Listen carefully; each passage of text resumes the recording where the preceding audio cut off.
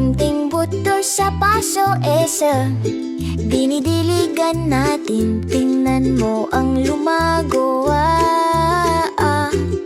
magulong hardin, mga dahon at sanga tanda. Linisin agad, lahat ay maayos, bago at pagkatapos, tingnan kung paano tumubunin. Maliit na kamay pwede ring tumulong, alam mo mula kalat sa kayusan, mula buto sa usbong. Yes, natuto ang pamilya ng pato kung ano ang mahalaga pa. Maliit na sisiw natututo maglaro, lumilipas ang oras, araw-araw ay lumalaki.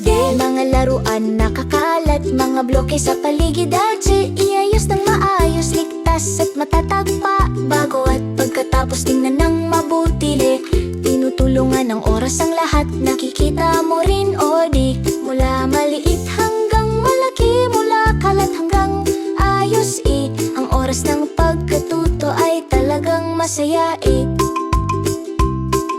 Tuyong hardin naghihintay ng banayad na ulan, tubig sa lupa, ang mga usbong ay muling tumubo, Pamilya ng pat, tinitingnan ng lahat ng kanilang nagawa,